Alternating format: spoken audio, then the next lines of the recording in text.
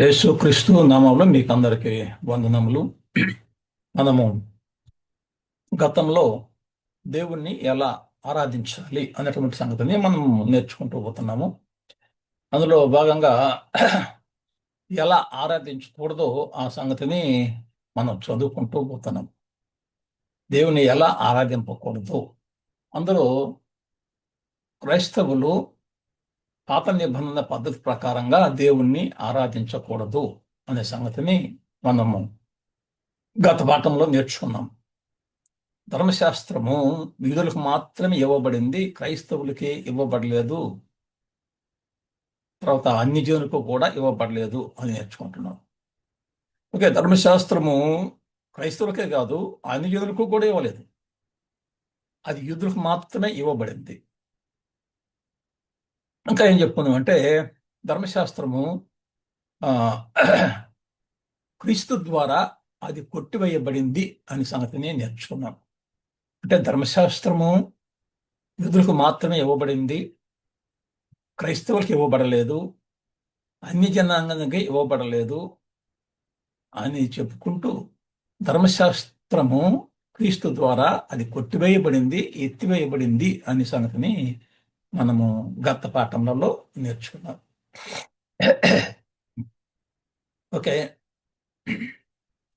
క్రైస్తవులు లేదంటే ధర్మశాస్త్రము క్రీస్తు ద్వారా కొట్టివేయబడింది అనడానికి కొన్ని లేఖనాలు చూసుకొని మనము ముందుకు సాగుదాము. ధర్మశాస్త్రము క్రీస్తు ద్వారా కొట్టివేయబడింది. కొలసీ పత్రిక 2వ అధ్యాయం 13, 14, 15, 16 వచనాలు. ధర్మశాస్త్రము క్రీస్తు ద్వారా అది కొట్టివేయబడింది, ఎత్తివేయబడింది అని చెప్పడానికి. మరియు అపరాధముల వలనను శరీరమందు సున్నతి పొందక ఉండుట వలనను మీరు మృతులై ఉండగా దేవుడు ఏం చేశాడంటే వ్రాతరూపకమైన ఆజ్ఞల వలన మన మీద రుణముగాను మనకు విరోధముగాను ఉండిన పత్రమును మేకులతో సిలువకు కొట్టి జాగ్రత్తగా ఏందండి, మేకులతో సిలువకు కొట్టి దాని మీద చేవ్రాతను తుడిసివేసి మనకు అడ్డం లేకుండా దానిని ఎత్తివేసి ఓకే, వ్రాత రూపకమైన ఆజ్ఞలు గల అంటే ధర్మశాస్త్రము దాన్ని ఏం చేస్తున్నాడంటే సిలువకు కొట్టేశాడు, చేవ్రాతను తుడిసివేశాడు, దాన్ని మనకు అడ్డం లేకుండా ఎత్తివేశాడు. ఓకే, అప్పుడేం చేశాడంటే మన అపరాధములన్నిటినీ క్షమించి, అంతకుముందు ధర్మశాస్త్రంలో ఉన్నటువంటి మనము అపరాధం చేత పాపముల చేత చచ్చినటువంటి వారంగా ఉంటే అప్పుడేం చేశాడు, మన అపరాధమన్నిటిని క్షమించి ఆయనతో కూడా మిమ్మును జీవింపచేశాను. ఆయన ప్రధానులను అధికారులను నిరాయుధులుగా చేసి శిలువ చేత జయోత్సాహంతో వారిని పెట్టి తెచ్చి బహాటముగా వేడుకకు కనపరిచాను. ఓకే, ప్రధానులను అధికారులను నిరాయుధులుగా చేశారు. అంటే ప్రధానులు, అధికారులు, అపవాది కావచ్చు, శాస్త్రులు కావచ్చు, పరిచయులు కావచ్చు, వాళ్ళు నిరాయుధులుగా చేసేసాడు. ఓకే, శిలువ చేత జయోత్సాహంతో వారిని పట్టి తెచ్చి బహాటముగా వేడుకకు కనపరిచాను. వాళ్ళని లాక్కొచ్చేశాడు. ఏం చెప్తున్నారు? శిలువ జయోత్సాహం చేత జయించినాడు, జయశాలి. కాబట్టి అన్నపానముల విషయములలోనైనను పండుగ, అమావాస్య, విశ్రాంతి దినము అను వాటి విషయములలోనైనను మీకు తీర్పు తీర్చే నమ్మకని అవకాశం ఇయ్యకూడి అన్నాడు. ఇవి రాబోటి ఛాయయే గాని నిజస్వరూపము క్రీస్తులో ఉన్నది. అంటే ఇవన్నీ ఒక ఛాయగా జరుగుతున్నాయి. ఓకే, అమావాస్య, అన్నపానాలు, లేదంటే విశ్రాంతి దినాలు. ఆ విశ్రాంతి దినము అనేటువంటిది ఒకప్పుడు ఛాయారూపకంగా ఉన్నది. ఆ అమావాస్యలో ఒకప్పుడు ఛాయారూపకంగా చెప్తున్నాం ధర్మశాస్త్రంలో. అన్నపానములు, ఈ ఫలాన్ని తినొచ్చు, ఫలాన్ని తినకూడదు అని చెప్పినది. ఓకే, కొన్ని పవిత్రమైనవి, కొన్ని పవిత్రం కానటువంటివి అని చెప్పినని చెప్పాడు. ఇది తినొచ్చు, ఇది తినకూడదని చెప్పాడు. అవి రాబోచున్న మేలుల ఛాయే కాని నిజ స్వరూపము క్రీస్తులో ఉన్నది అన్నాడు. కాబట్టి వాటి విషయంలో ఎవరికి తీర్పు తీర్చడానికి అవకాశం ఇవ్వకండి అన్నాడు. అంటే అవి చేయొద్దు అనేది. ఎందుకని అంటే ధర్మశాస్త్రము అది దాన్ని ఎత్తివేశాడు, చేవ్రత్నం తుడిచివేశాడు, ఆ పత్రాన్ని మేకులతో కొట్టేసేసాడు, మనకు అర్థం లేకుండా ఎత్తివేశాడు. కాబట్టి ధర్మశాస్త్రము కింద మనము ఆరాధించకూడదు. దీనికి సంబంధించిన వాక్యము ఇంకొక మనము కలుపుకొని చూస్తే ఎఫెసీ పత్రిక 2వ అధ్యాయము 11 నుంచి 14 దాకా చదువుకోవాలి. అంతకుముందు ఆల్రెడీ చదివి ఉన్నాము, అయినా కూడా మళ్ళీ ఒకసారి చదువుతాము. కాబట్టి మునుపు శరీర విషయంలో అన్ని జనులై ఉండి శరీరమందు చేతితో చేయబడిన సున్నతి గలవారు అనబడిన వారి చేత సున్నతి లేని వారు అనబడిన మీరు ఆ కాలమందు ఇశ్రాయేలుతో సహ పౌరులు కాక పరదేశులను, వాగ్దాన నిబంధన లేని పరజనులను, నిరీక్షణ లేని వారును, లోకమందు దేవుడు లేడినటువంటి వారును అయి ఉండి క్రీస్తుకు దూరస్తులై ఉంటేరి. క్రీస్తుకు దూరస్తులై ఉంటారని మీరు జ్ఞాపకం చేసుకునండి. ఒకసారి జ్ఞాపకం చేసుకోండి. ఇంతకుముందు దేవుడు లేడనటువంటి వారు, నిరీక్షణ లేనటువంటి వారు, వాగ్దానము లేనటువంటి వారు, ఇశ్రాయేలుతో సహపరులు కాకుండా ఉన్నారు. అంటే ఎవరి గురించి చెప్తున్నది? ఇది క్రైస్తవుని గురించి చెప్తున్నాడు. ఇశ్రాయేలుతో సహపరులు కాదు అని జనాంగం, వాళ్ళు అన్యులు. కాబట్టి మునుపు దూరస్తులైనటువంటి మీరు ఇప్పుడు క్రీస్తు యేసునందు ఆయన రక్తము వలన, క్రీస్తు రక్తము వలన సమీపిస్తులై ఉన్నారు, సమీపంగా వచ్చేసి ఉన్నాము.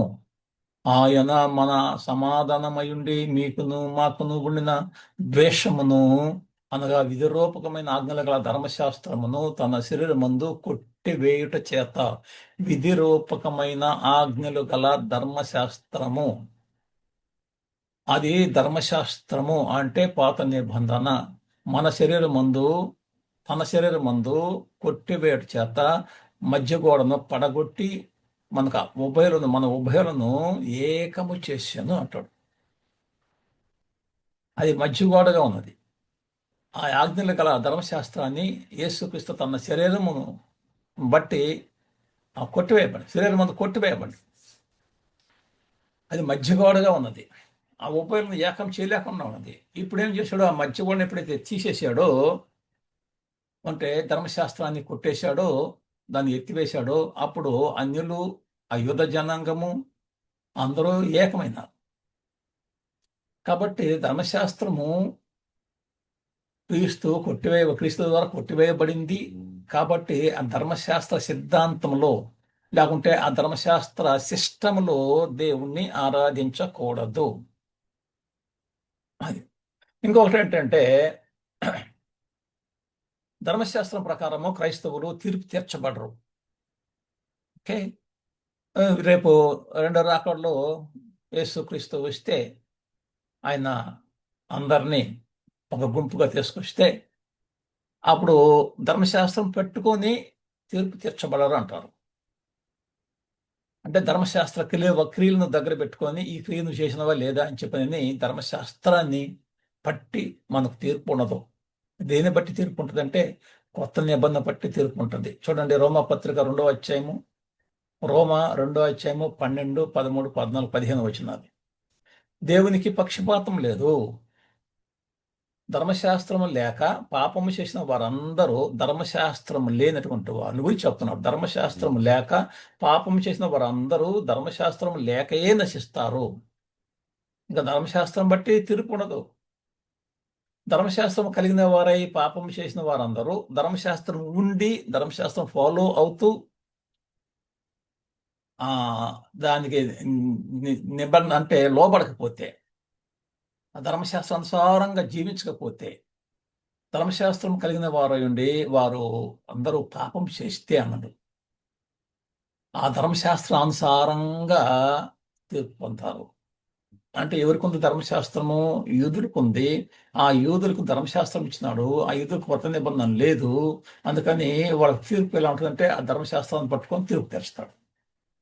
ధర్మశాస్త్రం వినువారు దేవుని దృష్టికి నీతిమంతులు కారు గాని ధర్మశాస్త్రంను అనుసరించి ప్రవర్తించువారే నీతిమంతులుగా ఎంచబడదురు. కాబట్టి ధర్మశాస్త్రము నువ్వు విన్నంత మాత్రాన నీతిమంతులు తీర్చబడవు, చదివినంత మాత్రాన నువ్వు నీతిమంతులు తీర్చబడవు. దాన్ని అనుసరించినటువంటి ఆ రోజులలో దాన్ని పట్టి అనుసరించినటువంటి వాడు నీతిమంతులుగా ఎంచబడతారు అని చెప్పారు. ఓకే, ధర్మశాస్త్రము ద్వారా క్రైస్తవులు తీర్పు తీర్చబడరు. ధర్మశాస్త్రము యేసుక్రీస్తు ద్వారా కొట్టివేయబడింది. ధర్మశాస్త్రము క్రైస్తవులకి ఇవ్వబడలేదు. ధర్మశాస్త్రము అన్ని జనులకు ఇవ్వబడలేదు. ధర్మశాస్త్రము యూదులకు మాత్రమే ఇవ్వబడింది అనే సంగతిని ఇంతవరకు మనం నేర్చుకున్నాము. కాబట్టి ధర్మశాస్త్ర సిద్ధాంతం ప్రకారంగా ధర్మశాస్త్రం సిస్టంలో దేవుణ్ణి మనం ఆరాధించకూడదు. ఎలా ఆరాధించకూడదు? దేవుణ్ణి ధర్మశాస్త్ర పద్ధతి ప్రకారంగా మనము ఆరాధించకూడదు.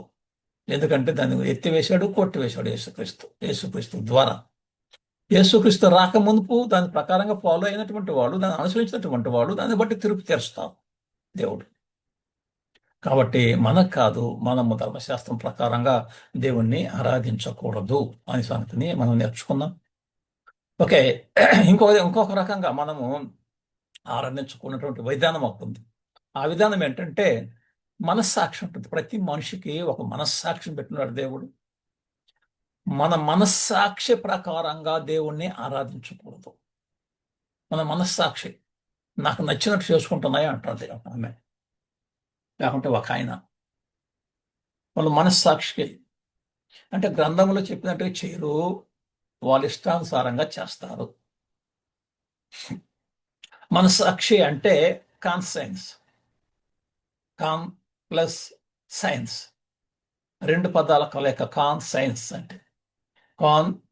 కాన్సైన్స్ అంటే మనస్సాక్షి, తెలివి ప్లస్ తో, తెలివితో అని. కాన్సైన్స్ అంటే ఏంటి? తెలివితో అని అర్థం. ఓకే, క్రీస్తు ద్వారా కొత్త నిబంధన చట్టము ఇవ్వబడి ఉన్నది.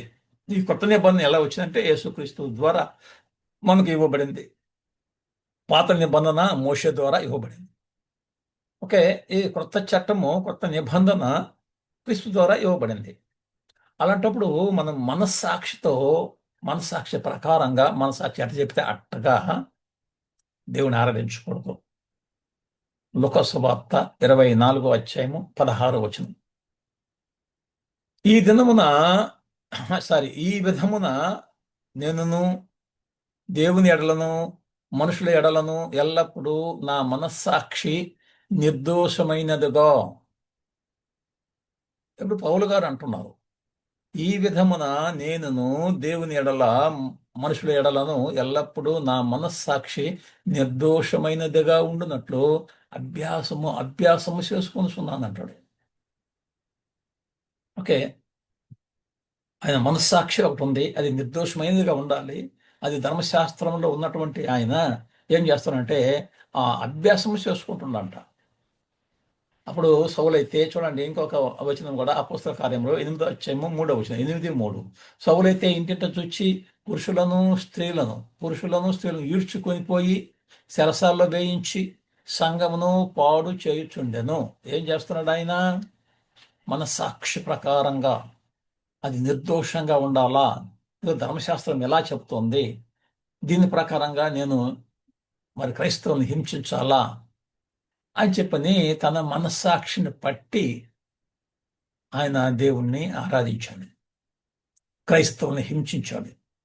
క్రైస్తవుని పురుషులను స్త్రీలను ఈడ్చుకొని వచ్చాడు. ఇంటింటికి చచ్చిపోయాడు. కొంతమంది సరసాలే ఇచ్చాడు, కొంతమంది చంపించాడు. అది మనస్సాక్షి, ఆయన యొక్క మనస్సాక్షి మీద ఆధారపడింది. ఓకే, అపోస్తల కార్యంలో 26వ అధ్యాయం, అపోస్తల కార్యంలో 26వ అధ్యాయం 9వ వచనం. నజరేయుడైన యేసు నామమునకు విరోధముగా అనేక కార్యములు చేయవలనని నేను అనుకుంటుని అంటాడు. నజరేయుడైన యేసు నామమునకు అంటే ఆయన అధికారానికి విరోధముగా అనేక కార్యములు చేయవలనని నేను అనుకుంటున్నాను. పౌలు గారు యేసుక్రీస్తు నామానికి వ్యతిరేకంగా చేసినటువంటి వాడు.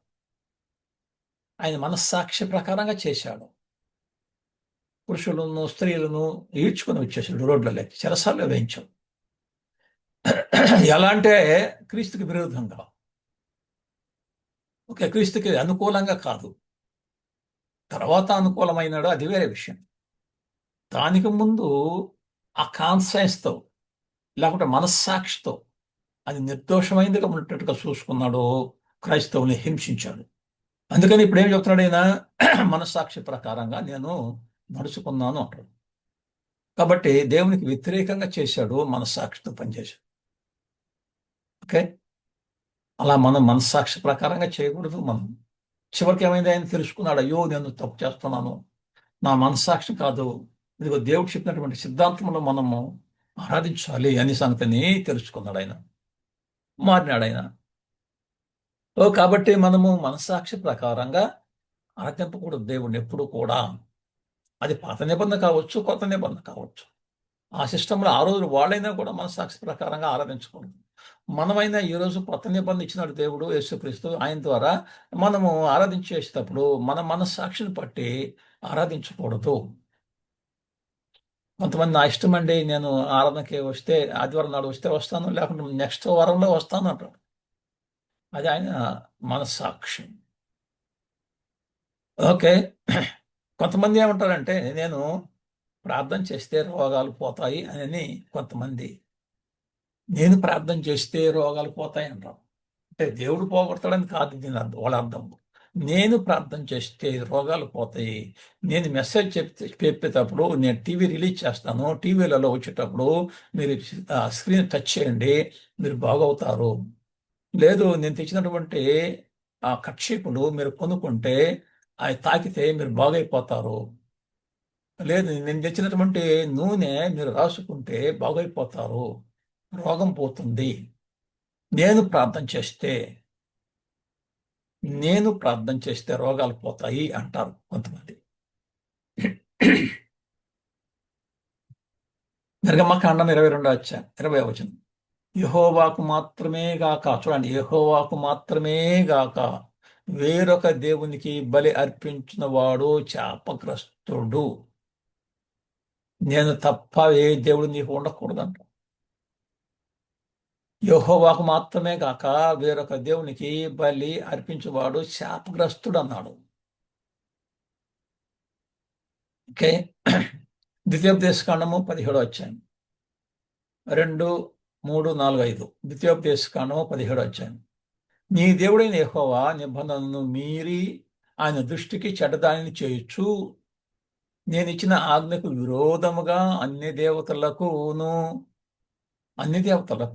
అనగా సూర్యునికైనను చంద్రునికైనను ఆకాశ నక్షత్రములలోని దేనికైనను నమస్కరించి మొక్కు పురుషుడే గాని స్త్రీయే గాని నీ దేవుడైన యెహోవా నీకిచ్చుచున్న నీ గ్రామములలో దేని ఎందైనను నీ మధ్య కనబడినప్పుడు అది నీకు తెలపబడిన తర్వాత నీవు విని బాగుగా విచారణ చేయవలెను. అది నిజమైన ఎడల అనగా అట్టి హేయక్రియ ఇశ్రాయేలీయుల్లో జరిగి ఉండుట వాస్తవమైన ఎడల ఆ చెడ్డ కార్యము చేసిన పురుషుని గాని స్త్రీని గాని నీ గ్రామముల వెలుపలికి తీసుకుని పోయి రాళ్లతో చావ కొట్టాలి. 2-3 సాక్షుల మాట మీదనే చావ తగిన వానికి మరణ శిక్ష విధించవలను అన్నాడు. అంటే ఇక నువ్వు సూర్యుడికి చేస్తావో లేకుంటే చంద్రుడికి చేస్తావో ఆశ నక్షత్రాలకు చేస్తావో, నేను ఇచ్చినటువంటి ఆజ్ఞ నువ్వు విరోధంగా ఓకే దేవుడికి మాత్రమే అనుక దేవుడికి అర్పించాలి. దేవుడు మాత్రమే స్వస్థత చేకూర్చువాడు. రోగాలు నయం చేసేటువంటి వాడు దేవుడే, నువ్వు కాదు, నేను కాదు. ఒకవేళ ఎవరైనా దేవుని విడిచి ఆ చంద్రుని గాని సూర్యుని గాని ఆకాశ నక్షత్రాలు గాని నువ్వు నమస్కరించితే, మొక్కితే, దేవుని మాట తిరస్కరిస్తే, ఓకే, అలాంటి చెడ్డ కార్యం, హేయక్రియ అంటారు దాన్ని. వాళ్ళని తీసుకొని పోయి గ్రామం వెలపల తీసుకొని పోయి ఆ రాళ్లతో కొట్టి చంపాలి. 2-3 సాక్షులు ఉంటే, ఎలా చెప్పినాడు ఆయన అంటే రాళ్ళతో కొట్టి చంపాలి. అదే పౌలు శీలలు లేకుంటే ధర్మశాస్త్రానికి వ్యతిరేకంగా మాట్లాడుతున్నారని చెప్పాను. కాబట్టి ఎలాగో ఆ ధర్మశాస్త్రానికి వ్యతిరేకంగా లేకుంటే కొత్త నిబంధనకి వ్యతిరేకంగా ఇలాంటి పనులు చేస్తే రాళ్లతో కొట్టి చంపాలి. అంటే నేను ప్రార్థన చేస్తే మీరు బాగవుతారు అంటే యేసుక్రీస్తుని పక్కన పెట్టినట్లు, ఆయన పవర్ ఉన్నట్లు, యేసుక్రీస్తుకి పవర్ లేనట్లు. కాబట్టి దేవుని విడిచి పక్కగా ఆయన చేస్తున్నాడు. కాబట్టి వీళ్ళని ఏం చేయాలంటే రాళ్లతో కొట్టి చంపమన్నాడు. అపొస్తలుల కార్యాల్లో కూడా 23వ అధ్యాయం చూడండి. పౌలు మహాసభ వారిని తీర్చూసి, సహోదరులారా, నేను నేటి వరకు కేవలం మంచి మనస్సాక్షి గలవాడనే దేవుని ఎత్తు నడుచుకుంటుంటిని అని చెప్పినని ఇంతకు ముందు మనలో చదివకుండా మనము ఒకే ఇది మళ్ళా చదువుకుంటాం. అంటే ఆ పౌలు చెప్పేటువంటి ఆ మహాసభలో చూసి వాళ్ళతో చెప్తున్నాడు, నేను నేటి వరకు కేవలము మంచి మనస్సాక్షి గలవాడనై దేవుని ఎదుట నడుచుకుని చుంటుంది అని చెప్పన్నాడు. మంచి మనస్సాక్షి దేవుని అట్లా నడుచుకుంటూ ఉన్నాడు. ఓకే, మరియు దేవుడు దేవాలయమును అపవిత్రము చేయుటకు యత్నపడిను గనుక, ఎవరు అతడు అంటే ఈ పౌలు గారు, మరియు ఇతడు దేవాలయమును అపవిత్రం చేయుటకు యత్నపడిన గనుక మేము అతన్ని పట్టుకుంటేమి. ఆయన కేవలము మనస్సాక్షితో పనిచేస్తున్నాడు. అతడు దేవాలయాన్ని అపవిత్రం చేయాలని చెప్పిన ప్రయత్నం చేశాడు కనుక మేము ఇతన్ని పట్టుకున్నాము అంటాడు. ఓకే, కొన్ని ప్రాచీన ప్రతులలో ఆ మాట ఎలాగ ఉంటుందంటే, మా ధర్మశాస్త్రము చొప్పున తీర్పు తీర్చవలెనని ఉంటిమి గాని అన్నాడు. మా ధర్మశాస్త్రం అంటే అంటే శాస్త్రులు పరిశీలి అంటున్నారు ఈ మాట. మా ధర్మశాస్త్రం ప్రకారంగా ఈయన తీర్పు తీర్చాలని చెప్పి అనుకున్నాము. ఎందుకంటే దేవాలయమును అపవిత్రం చేస్తున్నాడు ఈయన. అంటే దేవుణ్ణి తెలుసుకున్న తర్వాత క్రైస్తవ్యము బోధించేటప్పుడు దేవాలయాన్ని అపవిత్రం చేస్తున్నారు కాబట్టి ఇతన్ని మా ధర్మశాస్త్రం ప్రకారంగా తీర్పు తీర్చాలి అని చెప్పి నేను అనుకున్నాను. అంటే కొన్ని ప్రాచీన ప్రతులలో ఇలా రాయబడి ఉంది. ఉంటిమి కానీ సహస్రాధిపతి అయిన లూసియా వచ్చి చాలా బలాత్కారంతో మా చేతుల నుండి ఇతన్ని తీసుకుని పోయి ఇతని మీద నేరము మోపు వారిని తమ యుద్ధకు రావాలని ఆజ్ఞాపించను అని కూర్చోబడి ఉంది. ఎలాగో కొన్ని ప్రాచీన ప్రతులలో. కాబట్టి తమరు విమర్శించిన ఎడల మేము ఇతని మీద మోపుచున్న నేరములన్నీ తమకే తెలియదని చెప్పాను. కాబట్టి నేరాన్ని మీరు గమనిస్తే మీకు తెలుస్తుంది అని చెప్పన్నారు. అంటే ఇతను దేవాలయం పాడు చేసినాడు కాబట్టి ఇతన్ని సంపాలని చెప్పి అనుకున్నాం, పట్టుకున్నాం. మా ధర్మశాస్త్రం ప్రకారంగా మేము తీర్పు తీర్చాలని చెప్పి అనుకున్నాం. అంటే యూదులకు మాత్రమే ధర్మశాస్త్రం ఇవ్వబడి ఉంది. పవిత్రపరిచినటువంటి వాడు రాళ్ళతో కొట్టాలి, కొట్టి చంపబడాలి. చూడండి, అపొస్తలుల కార్యాలు 18వ అధ్యాయం. పౌలు ఇంకనూ బహుదినములు అక్కడ ఉండి తర్వాత సహోదరుల ఎదుకు సెలవు పుచ్చుకొని తనకు మొక్కుబడి ఉన్నందున కేంక్రేలో తల వెంట్రుకలు కత్తిరించుకొని ఓడ ఎక్కి సిరియాకు బయలుదేరను. ప్రిస్కల్లా అకులాను వారు అతనితో కూడా వెళ్ళిరి. వారు ఎఫెసుకు వచ్చినప్పుడు అతడు వారిని అక్కడ విడిచిపెట్టి తాను మాత్రము సమాజ మందిరములలో ప్రవేశించి యూదులతో తర్కించుచుండెను. సమాజ మందిరములలో ప్రవేశించి, ఓకే, యూదులు తర్కం చేస్తాం.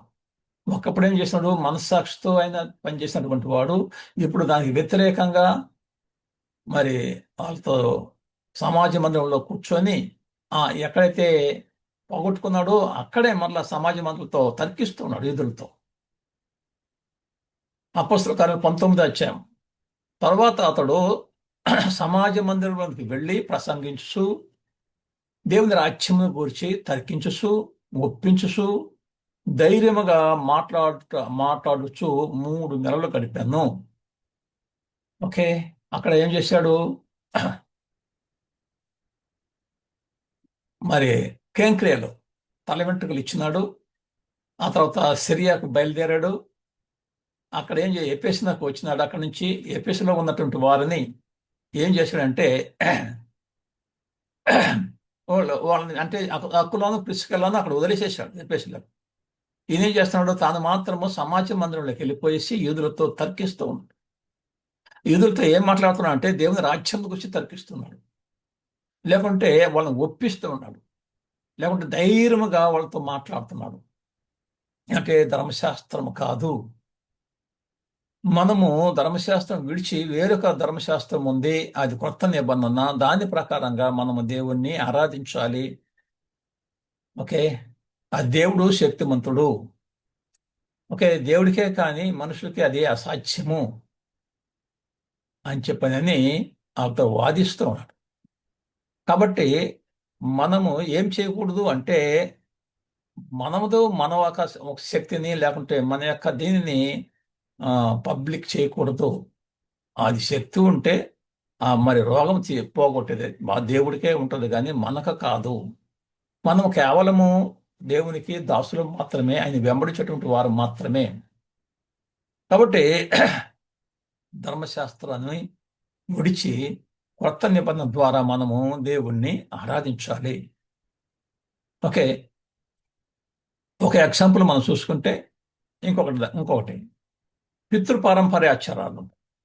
పితృపరంపర ఆచారాలతో మనం దేవుణ్ణి ఆరాధించకూడదు.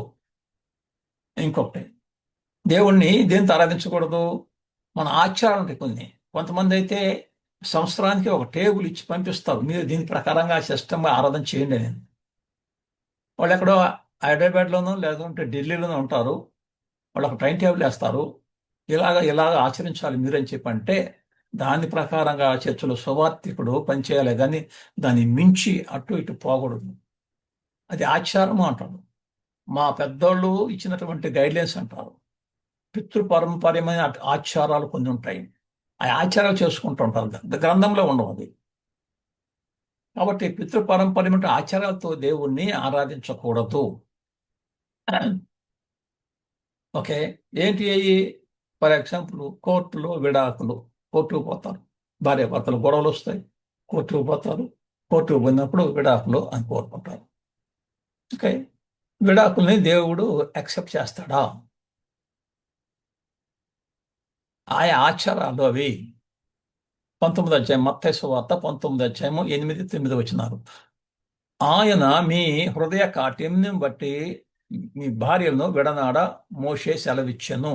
ధర్మశాస్త్రము మరి విడాకుల గురించి చెప్తుంది కదా అని చెప్పంటే విడనాడమని చెప్పినది చెప్పింది ధర్మశాస్త్రంలో. మరి ఎలా చెప్పినాడు అని చెప్పి అడిగినప్పుడు అది వారి హృదయ కాఠిన్యం బట్టి అని చెప్పని యేసు ప్రభు అంటాడు. అది ఎలా జరిగిందయ్యా అంటే వాళ్ళ హృదయం కాఠిన్యాన్ని బట్టి ఆయనకి విడాకులు ఇవ్వమన్నాడు, అంతేగాని దేవుడు చూడండి మళ్ళా అది కానీ ఆది నుండి ఎలాగూ జరగలేదు అన్నాడు.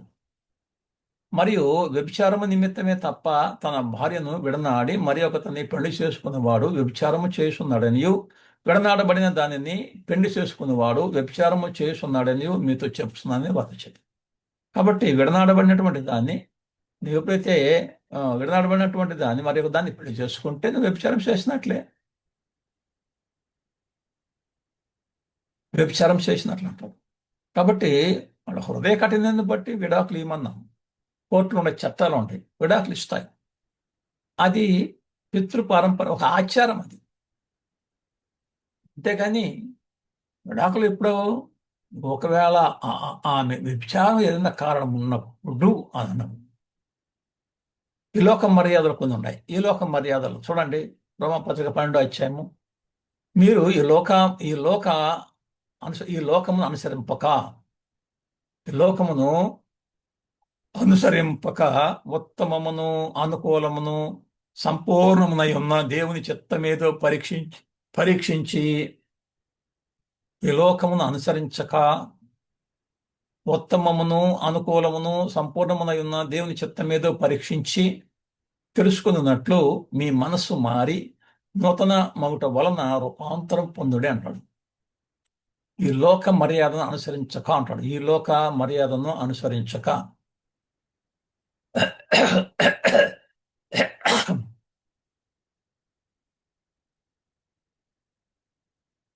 సారీ సారీ ఈ లోక మర్యాదను మనం అనుసరించకూడదు. అంటే కోర్టులు విడాకులు అవి వాటికి పోకూడదు. ఎందుకంటే అవి మన పితృపారంపర్యమైన ఆచారాలు. ఈ లోక మర్యాదలు ఉంటాయండి కొన్ని, వాటిని అనుసరించకూడదు. అవి పితృపారంపర్యమైన ఆచారాలు. వాటి ప్రకారంగా మనము దేవుడిని ఆరాధించకూడదు. దేవుని యొక్క ఆరాధనలో, దేవుని యొక్క సిస్టంలో ఇవి తీసుకొచ్చి పెట్టకూడదు. మత్తయి సువార్త 15వ అధ్యాయంలో కూడా ఒక మాట చదువుకుందాము. ఓకే, ఈ యొక్క 3, 4, 5 9 వచ్చిన దాకా, 3 నుంచి 9 దాకా 15 అధ్యాయం. అందుకైనా మీరు మీ పారంపర్యాచార నిమిత్తము దేవుని ఆజ్ఞను ఎందుకు అతిక్రమిస్తున్నారు అంటాడు. ఈ పారంపర్యాల ఆచారాలు పెట్టుకొని దేవుని ఆజ్ఞను మర్చిపోతున్నారు. దేవుని ఆజ్ఞలకి, దేవుని యొక్క శిష్టానికి ఈ యొక్క పారంపర్య ఆచారాలని మిళితం చేస్తున్నారు. అప్పుడు దేవుని ఆజ్ఞను కూడా మర్చిపోతున్నారంట, దేవుని ఆజ్ఞను కూడా అతిక్రమిస్తున్నారంటాడు. అందుకైనా మీరును మీ పారంపర్య ఆచారం నిమిత్తము దేవుని ఆజ్ఞను ఎందుకు అతిక్రమిస్తున్నారు అన్నారు. తల్లిదండ్రులను గణపరచమని తండ్రినైనను తల్లినైనను దూషించేవాడు తప్పక మరణము పొందవలెనని దేవుడు సెలవిచ్చెను. మీరైతే ఒకడు తన తండ్రినైనను తల్లినైనా చూసి నా వలన మీకేది ప్రయోజనం మగును అది దేవార్పితము అనేసి అని చెప్పి ఏడలా అతడు తన తండ్రినైనను తల్లినైనా గణపరచ అక్కర్లేదు అని చెప్పాను. ఇంక నేను చూసుకోబడలేదు. మీకేది ప్రయోజనము అంటే ఆ యొక్క తల్లిని తండ్రిని దూషిస్తున్నాడు, తల్లి తండ్రిని గణపరచకుండా వదిలేస్తున్నాడు. ఓకే, నా వల్ల నీకేది ప్రయోజనం మగను అది దేవార్పితము అని చెప్పనని దేవునికి అర్పించినట్లుగా వీళ్ళు వదిలేసేస్తున్నారు. ఓకే, అతడు ఆ విధంగా చెప్పి తన తండ్రినైనను తల్లినైనను గణపరచ అక్కర్లేదని చెప్తున్నాను.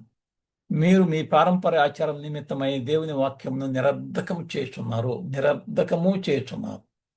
ఏం చేస్తున్నాడు? పారంపర్య ఆచారాలు పెట్టుకొని తల్లిని తండ్రిని కనపరచబడలేదు, వాళ్ళని పోషించబడలేదు అని చెప్పని ఆ యొక్క పాత ఆచారాలు, పారంపర్య ఆచారాలు చేస్తున్నారు. వేషధారులారా, ఈ ప్రజలు తమ పెదవులతో నన్ను గణపరుస్తుంది కానీ వారు హృదయం నాకు దూరముగా ఉన్నారు. ఈ ప్రజలు అంటే వేషధారులారా అంటే ఇలాంటి వాళ్ళని వేషధారులారా అన్నారు. ఈ ప్రజలు తమ పెదవులతో నన్ను గణపరుస్తారు కానీ వాళ్ళ హృదయం నాకు దూరంగా ఉంది. మనుషులు కల్పించిన పద్ధతులు దైవోపదేశములని బోధించుచు వారు నన్ను వ్యర్థముగా ఆరాధిస్తున్నారు. ఇది వ్యర్థమైన ఆరాధన. అంటే మనుషులు కల్పించినటువంటి పద్ధతుల ద్వారా చేస్తే అది వ్యర్థము అంటున్నాం అని యెషయా మిమ్మల్ని గూర్చి ప్రవచించిన మాట సరే అని వారితో చెప్పాను. కాబట్టి ఇలాంటి మనుషులు కల్పించినటువంటి పద్ధతితో లేకుంటే ఈ లోక మర్యాదలు అనుసరిస్తే ఓకే, మనుషులు కల్పించిన పద్ధతులతో నువ్వు ఆరాధిస్తే, ఈ లోక మర్యాదను అనుసరించి నువ్వు ఆరాధిస్తే అది తప్పవుతుంది. అది వ్యర్థమైన ఆరాధన అన్నాడు. అదే వ్యర్థమైన ఆరాధన అన్నాడు. ఓకే, తీతు పత్రిక 1వ అధ్యాయము 12, 13, 14 వచనాల దాకా చదువుకుందాం. తీతు పత్రిక 1వ అధ్యాయం 12 నుంచి 14 దాకా. వారిలో ఒకడు అనగా వారి సొంత ప్రవక్తలలో ఒకడు ఇట్లా నేను క్రేతేయులు ఎల్లప్పుడూ అబద్ధికులను దుష్ట మృగములను సోమరులకు తిండిపోతులై ఉన్నారు. ఎవరు? క్రేతేయులు ఎల్లప్పుడూ అబద్ధికులు, దుష్టమృగములు, సోమరిపోతులు, తిండిపోతులై ఉన్నారు. ఈ సాక్ష్యం నిజమే. ఈ హేతువు చేత వారు యూదుల కల్పనా కథలను చూడండి, కల్పనా కథలను ఎవరు ఈ కల్పనా కథలు చెప్పేటువంటి వాళ్ళు, పితృ పారంపర్య ఆచారం చేసేటువంటి వాళ్ళు ఎవరు అంటే వాళ్ళు క్రితీయులు, అబద్ధికులు, దుష్టమృగములు, సోమరులు, తిండిపోతులు అని చెప్పేసి వారు యూదుల కల్పనా కథలను సత్యము నుండి తొలగపోవునట్టే మనుష్యుల కట్టడలను లక్ష్య పెట్టక ఆ మనుషుల కట్టడాలని మీరు లక్ష్య పెట్టొద్దు, పితృపరంపర ఆచారాలు చేయొద్దు అనేది మనుషులు కల్పించినటువంటి పద్ధతులు. యూదుల కల్పనలో యూదుల దగ్గర నుంచి వచ్చింది. అది బట్టి నేను చెప్తున్నాడు, లక్ష్య పెట్టవద్దు అంటున్నాడు తితుతో పౌలు గారు. విశ్వాస విషయం నా స్వస్థులకు నిమిత్తము వారిని కఠినముగా గద్దించండి అంటున్నాడు. విశ్వాస విషయంలో మీకు హెల్తీగా ఉండాలంటే, మంచి విశ్వాసంలో కొనసాగాలంటే ఏం చేయాలో వాళ్ళని కఠినంగా గద్దించు అంట. ఓకే.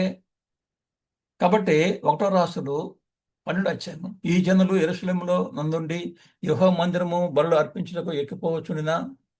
ఓకే. ఓకే. ఇశ్రాయేలీయులు 2 భాగాలుగా చీలినారు.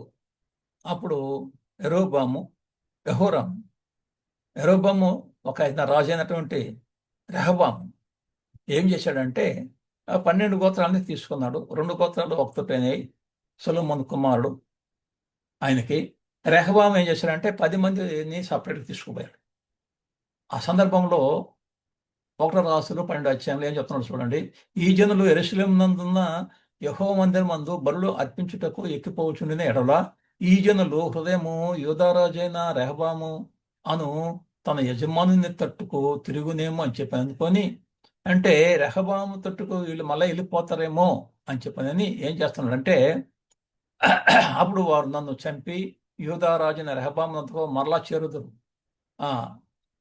రాజ్యము మరలా దావీదు సంతతి వారగును అని యెరోబాము అంటే రెహబాము దగ్గర కొంత 2 గోత్రాలు ఉన్నాయి. యెరోబాము దగ్గర 10 గోత్రాలు ఉన్నాయి. ఈ యెరోబాము ఏం చేశాడంటే ఈ 10 మందికి మరి యెహోవా మందిరానికి పోయి బలులు అర్పిస్తూ ఉంటే వాళ్ళు వీళ్ళు కలుసుకుంటూ ఉంటే మళ్ళా వీళ్ళందరూ ఒకటైపోయి ఐక్యత అయిపోయి నన్ను ఆయన తట్టుకు వెళ్ళిపోయి నన్ను చంపేస్తారు అని చెప్పి అనుకున్నాడు. అందుకని నేనేం చేశాడంటే యెరోబాము ఆలోచన చేశాడు. హృదయమందు ఆలోచించి హృదయమున తలంచి ఆలోచన చేసి 2 బంగారు దూడలు చేయించి జనులను పిలిచి యెరూషలేమునకు పోవటం మీకు బహు కష్టము, అంత దూరము మీరు పోలేకరు అని చెప్పని వీళ్ళతో చెప్తున్నాడు. ఎవరితో? ఇశ్రాయేలీయుల 10 గోత్రంలో వారితో చెప్తున్నాడు. మీకు పోవటం బహు కష్టము. ఇశ్రాయేలులారా, ఐగుప్తులో నుండి మిమ్మల్ని రప్పించిన మీ దేవుడు ఇదే అని చెప్పి ఒకటి బేతేలు నందు ఒకటి దాను నందు ఉంచాను. అంటే బంగారు దూడలు చేపించాడు రెంటిని. వాళ్ళు ఏం చేశారంటే ఒకటి బేతేల్లో పెట్టాడు, ఒకటి దానిలో పెట్టాడు. ఆ ఇశ్రాయేలుతో చెప్పాడు, మీరు యెరూషలేముకి వెళ్ళొద్దు, అది చాలా దూరం అవుతుంది, మీకు భారంగా ఉంటుంది అన్నాడు. అంటే వాస్తవంగా యెరూషలేములోకి పోయి ఆరాధించాలి. ప్రతి ఒక్కరూ ఇశ్రాయేలీయులు యూదులు ఏం చేయాలంటే సంవత్సరానికి 3 మార్లు ఇశ్రాయేల్కి అంటే యెరూషలేముకి పోవాలి, యెరూషలేములోనే ఆరాధించాలి. అదొక ప్లేస్ దేవుడు నిర్ణయించినాడు. అయితే ఈయనేం చేశాడు? ఆ ప్లేస్ని మార్చేశాడు, ఆ దేవుణ్ణి కూడా మార్చేశాడు. ఇదే యెహోవా అని చెప్పాను 2 దూడలు చెప్పించేసి. అంటే సిస్టాన్ని మార్చేశాడు, ఆరాధన సిస్టాన్ని మార్చేశాడు, ఆరాధన ప్లేస్ మార్చేశాడు, ఆరాధన దేవుణ్ణి మార్చేశాడు. ఓకే. ఏం జరిగిందంటే ఇప్పుడు రప్పించి మీ దేవుడైన యెహోవా ఇదే అని చెప్పి ఈ బొమ్మలే దేవుడు, మిమ్మల్ని రప్పించినటువంటి ఆయన ఐగుప్తులో నుంచి ఈయనేను.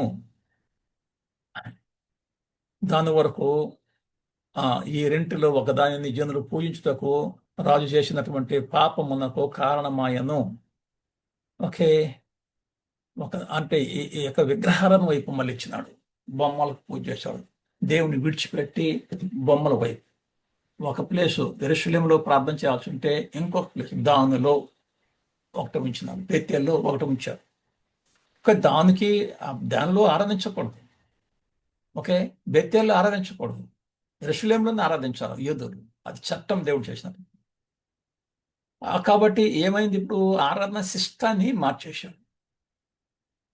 అందువల్ల ఏమన్నాడు ఇక్కడ, దాను వరకు ఈ రెంటిలో ఒకదాన్ని పూజించుట వలన రాజు చేసిన పాపమునకు కారణమైన ఇది పాపము. ఆ తర్వాత యరొబాముని తప్పిస్తాడు. అది వేరే విషయము. మళ్ళా చూసుకుందాము. అంటే ఇక్కడ ఏం జరిగిందంటే ఒక సిస్టాన్ని మార్చినాడు. అంటే వాళ్ళ ఆచారాలు తీసుకొచ్చేసాడు. బొమ్మలకు పూజ చేయాలి. ఉన్నటువంటి సిస్టాన్ని మార్చేసినాడు. కాబట్టి పాపము అన్నాడు. కాబట్టి ఏమన్నాడు? పాపం అన్నాడు. కాబట్టి ఈ లోక మర్యాదలో లేకుంటే పితృపారంపర్యమైన ఆచారాలతో దేవుణ్ణి ఆరాధించకూడదు. పితృపారంపర్యమైన ఆచారాలతో దేవుణ్ణి ఆరాధించకూడదు.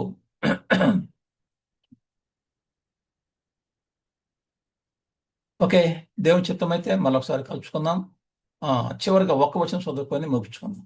కొలస్సీ పత్రిక 2వ అధ్యాయము 8, 9 వచనం.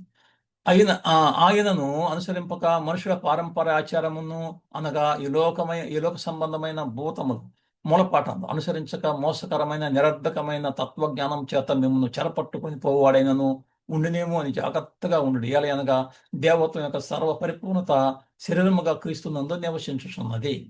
ఈ లోక సంబంధమైన మూలపాఠం మనుషుల పారంపర్య ఆచారం అనుసరించబాకండి. అది నిరర్ధకమైపోయినటువంటి తత్వజ్ఞానం. ఆ జ్ఞాన చేత మిమ్మల్ని చెరపట్టుకుని పోయేటువంటి వాడు ఎవడన్నా ఉంటాడేమో. జాగ్రత్తగా ఉండండి. యొక్క ఏంటంటే దేవత్వం యొక్క సర్వపరిపూర్త క్రీస్తులో ఉంది. క్రీస్తుని విడిచి ఇంకో దగ్గరికి పోబాకండి. ఓకే. యెరొబోము సంతతి వారు ఏం చేశారంటే కోపం పుట్టించారు దేవుడి మీద. అందుకని 1 రాజు 14వ అధ్యాయంలో 12వ అధ్యాయంలో పాపానికి కారణం అంటాడు. 14వ అధ్యాయంలో 7 నుంచి చదువుకుంటే అది వాళ్ళు యెరొబాము ఉన్నటువంటి ఆ చిష్టాన్ని దేవుడు కోపగించుకుంది. వాళ్ళు శపించాడు. మిమ్మల్ని ఎలా అంటే పెంట అంతా పోవున్నట్లుగా ఒకడు అవతలగా దాన్ని ఊడ్చి వేసినట్లు యెరొబాము సంతతిలో శేషించిన వారిని నేను ఊడ్చివేయదును అన్నాడు. ఒక మాట ఏమన్నాడు? ఇదిగో పెంట అంతయు పోవున్నట్లు ఒకడు తన అవతలకు దానిని ఊడ్చివేసినట్లు యెరొబాము సంతతిలో శేషించిన వారిని నేను ఊడ్చివేయదును. కాబట్టి శిష్టాన్ని మార్చాడు, దేవుణ్ణి మార్చాడు, బొమ్మల వైపు మార్చినాడు, ప్లేస్ను మార్చినాడు. ఆ తర్వాత సిస్టమ్ ఆరాధన కూడా మార్చేశాడు. కాబట్టి వాటిని పెంట గుడిచినట్టు ఊడ్చేస్తున్నాను. కాబట్టి పితృపారంపర్యమైన ఆచారం మనస్సాక్షి ప్రకారంగా వారికి మనస్సాక్షి ఎట్లుందో యెరొబాము ఓకే అలాగో ఆరాధన చేసినాడు. కాబట్టి ఆ సిస్టంతో మనం ఆరాధించకూడదు. ఓకే. ఇక దేవుని చిత్తమైతే దేవుణ్ణి ఎలా ఆరాధించాలో అనేది ఇంకొక తరగతిలో నేర్చుకోబోతాం. ఇప్పటి వరకు మనం నేర్చుకున్నటువంటి 2 క్లాసులలో ఇలాగ దేవుణ్ణి ఆరాధించకూడదు, ధర్మశాస్త్రం ప్రకారంగా ఆరాధించకూడదు. ఓకే. మనస్సాక్షిని బట్టి ఆరాధించకూడదు, పితృపరంపరమైన ఆచారాలను బట్టి ఆరాధించకూడదు. ఓకే. ఎందుకంటే ధర్మశాస్త్రము యేసుక్రీస్తు కొట్టివేశాడు. అది క్రైస్తవులకు ఇవ్వబడలేదు, అన్ని జనులకు కూడా ఇవ్వబడలేదు. కాబట్టి ఆ సిస్టంలో మనం ఆరాధించకూడదు దేవుణ్ణి. ఆ ఆరాధన సిస్టాన్ని మనం మార్చకూడదు. అది పాత నిబంధన కానీ కొత్త నిబంధన కానీ దేంట్లో అయినా కూడా ఆరాధన ఒక ప్యాటర్న్ ఉంటుంది. ఆ ప్యాటర్న్ ఇస్తే దాన్ని మనం మార్చేసి ఆరాధించకూడదు అనేటువంటిది మనం ఈరోజు నేర్చుకున్నటువంటి అంశం. ఓకే. దేవుని చిత్తమైతే మళ్ళా తరగతిలో కలుసుకుందాం. దేవుణ్ణి ఎలా ఆరాధించాలో నేర్చుకుందాం. అంతవరకు సెలవు.